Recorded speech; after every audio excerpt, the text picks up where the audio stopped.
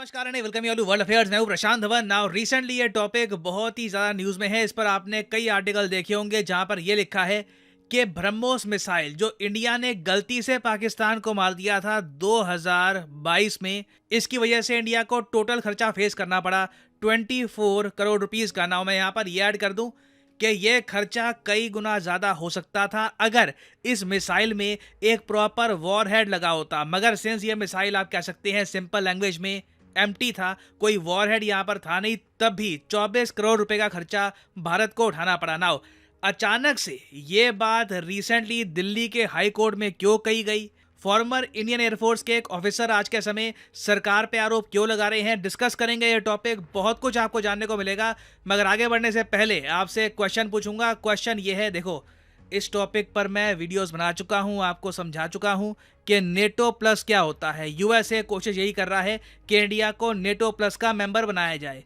तो आपको सिंपली यहां पर यह बता देना है कमेंट सेक्शन में कि नेटो प्लस में अभी के लिए कौन कौन से देश आते हैं, option A, option B, option C या ऑप्शन डी। आराम से एक बार वीडियो पॉज करके क्वेश्चन अटेम्प्ट कर लो, बाकी इसका जो सही आंसर है ये मैं आपको वीडियो के एंड में दे ही दूंगा।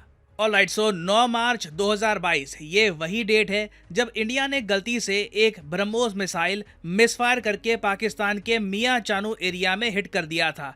थैंकफुली किसी का लॉस यहाँ पर हुआ नहीं, किसी की जान नहीं गई। कुछ एक दो घर थे पाकिस्तान में, उनको कुछ डैमेज आया था, बट ओवरऑल किसी की जान यहाँ पर नहीं गई। ना इमीडिएटली ना जैसे ही ये मिसाइल का मिसफायर हुआ, पहले तो पाकिस्तान की तरफ से आपको याद होगा उस टाइम कहा जा रहा था कि रिवर्स इंजीनियरिंग कर देंगे, अब ब्रह्मोस की टेक्नोलॉजी इनके पास आ जाएगी। ऐसा कुछ ऑब्वियसली हुआ नहीं है, बट दो देश यहाँ पे इमीडिएटली इन्वॉल्व हो गए। एक देश यूनाइटेड स्टेट्स ऑफ अमेरिका, दूसरा देश चाइना। यूएसए ने इंडिया के स्टांस को सपोर्ट किया और ये बोला कि कोई भी इंडिकेशन हमको नहीं दिख रही कि ये मिसाइल जो पाकिस्तान को मारा गया है ये एक एक्सीडेंट के अलावा कुछ और है। तो यूएसए ने इंडिया की पोजीशन को बैक किया।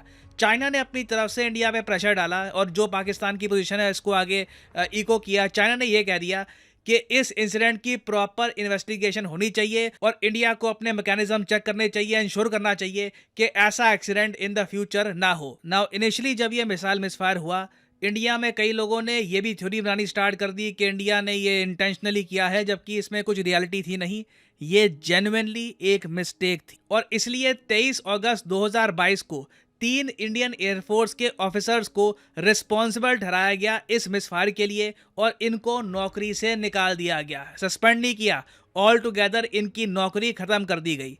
नाउ ये जो 3 भारतीय एयरफोर्स के ऑफिसर्स हैं, इनमें से एक ऑफिसर ये चले गए कोर्ट में और कोर्ट में जाकर, हाई कोर्ट में जाकर इन्होंने ये बोला कि डिफेंस मिनिस्ट्री और आईएएफ के चीफ ने प्रॉपर इन्वेस्टिगेशन यहाँ पर करी नहीं है, जल्दी से मुझे नौकरी से निकाल दिया गया। मैं यहाँ पर बात कर रहा हूँ विंग कमांडर अभिनव शर्मा की।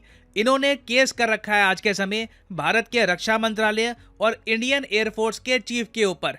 इन्होंने ये कहा कि देखो, जब पाकिस्तान पर गलती से ब्रह्मोस मिसाइल चल गया था उस वक्त मैं एक इंजीनियरिंग ऑफिसर था। ये इनका कहना है, ये इनका स्टांस है कि मैं एक इंजीनियरिंग ऑफिसर था, मैं सिर्फ प्रोफेशनल और प्रैक्टिकल ट्रेनिंग फॉर मेंटेनेंस दे रहा था, मिसाइल की लाइव फायरिंग का क्या होगा उससे मेरा कोई रिलेशन था नहीं। तो in very simple words Abhinav Sharma, wing commander Abhinav Sharma यहाँ पर ये कह रहे हैं कि जो मिसफायर हुआ है उसका दोष इनको नहीं देना चाहिए। और इन्होंने ये भी हिंट किया है कि इनके जो सीनियर्स थे, इनके जो हायर रैंक के ऑफिसर्स थे, उनको जिम्मेदारी यहाँ पर उठानी चाहिए थी, क्योंकि ऑल टुगेदर ये जो मिसाइल का मिसफायर था ये एक पॉलिसी फेलियर है।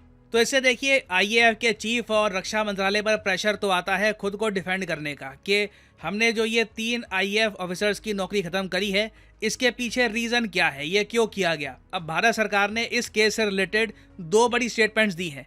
एक स्टेटमेंट तो अभी आपने सुनी, पहली बात तो ना ब्रह्मोस मिसाइल का जो ये मिसफायर हुआ है ये एक मेजर इंसिडेंट था। आप अगर मॉनेटरी टर्म्स में भी देखो तो 24 करोड़ का डायरेक्ट यहाँ पर लॉस हुआ है देश को, क्योंकि टैक्स पेयर मनी ही है जिससे हमारी आर्मी, एयरफोर्स, नेवी ऑपरेट करती है। उसके अलावा केंद्र सरकार कोर्ट को यह भी कह चुकी है कि ब्रह्मोस मिसाइल मिसफायर से एक वॉर हो सकती थी पाकिस्तान के साथ, ये बिल्कुल पॉसिबिलिटी है। देखिए ये बात पाकिस्तान की साइड में भी बोली गई है कि जब इनिशियली हिट किया मिसाइल ने पाकिस्तान को, ये लोग बहुत ज़्यादा गुस्सा थे, ये कुछ रिएक्शन दे सकते थे, बट इन दी एंड देखो पाकिस्तान ने नोटिस करी बहुत सारी चीज़ें।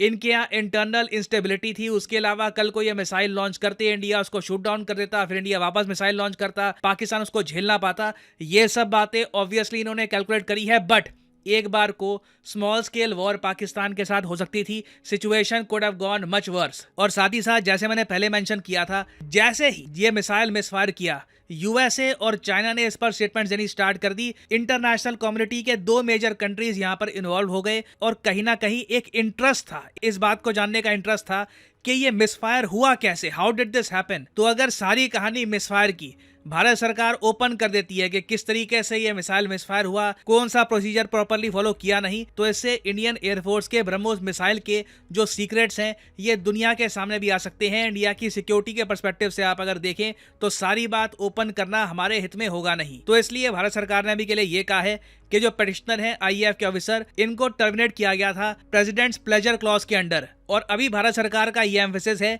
कि देखो ये इंसिडेंट बहुत ही ज़्यादा बड़ा था, इसमें हम एक ऐसे मिसाइल की बात कर रहे हैं जो हमने रशिया के साथ मिलकर बनाया है, मिसफायर हुआ है पाकिस्तान पे। पाकिस्तान एक आप कह लीजिए बहुत ही हॉस्टाइल कंट्री है, चाइना इस पे इन्वेस्टिगेशन की मांग कर चुका है, यूएस ने भी स्टेटमेंट दी है।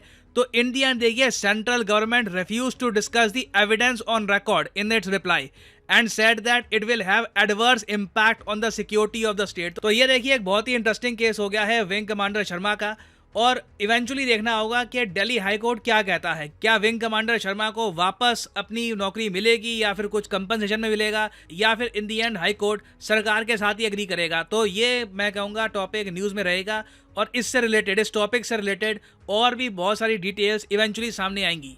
पर यहाँ पर मैं सोच रहा था ये जो 24 करोड़ का लॉस हुआ है और पाकिस्तान को जो इससे आप कह लीजिए झटका भी लगा काफ़ी बड़ा, was it all worth it, या फिर एक जेन्युइनली एक बहुत ही ज़रा सैड इंसिडेंट था। मैं इस पर कुछ डिसीजन ले नहीं पा रहा, आप बताइएगा इसके बारे में आपका क्या ओपिनियन है। खैर वापस आते हैं क्वेश्चन पे कि नेटो प्लस के कितने मेंबर्स हैं आज के समय। तो सही उत्तर यहाँ पे है Australia, New Zealand, Japan, Israel and south Korea. तो यहाँ पे आप देख पाओगे यूएसए के कांग्रेस पैनल ने एक सजेशन दिया है अपनी सरकार को कि इंडिया को नेटो प्लस का मेंबर बना दो, जहां पर Australia, New Zealand, Japan, Israel, south Korea already member है। इंडिया छठा मेंबर बन जाएगा नेटो प्लस का अगर इंडिया इसको ज्वाइन करता है। और फाइनली यहाँ पर मैं ये भी ऐड कर दूं कि अनअकैडमी के डिस्काउंट एक्सटेंड हो चुके हैं with larger discount. Last time आपको याद होगा ये जो डिस्काउंट है ये 10% का होता था, तो अभी 50% का डिस्काउंट आपको मिल रहा है ऑन वेरियस कोर्सेज। तो फॉर एग्जांपल लेट्स से आप प्रिपेयर करना चाहते हैं यूपीएससी एग्जाम के लिए, तो कमेंट सेक्शन में जाओ, पिन कमेंट में यहाँ पे आपको मिलेगा लिंक यूपीएससी सब्सक्रिप्शन का, यहाँ पे करिए क्लिक और यहाँ पे आप अनअकैडमी का यूपीएससी कोर्स परचेज कर पाएंगे with a very heavy 50% discount. तो जो प्राइसेस यहाँ पर लिखे हैं, never pay these prices, use करिए code PD10 and you will be able to save a lot of money. So use the code PD10 and save money। इसी note के साथ ये है वीडियो का, और जैसे मैं हमेशा कहता हूँ, may the gods watch over you।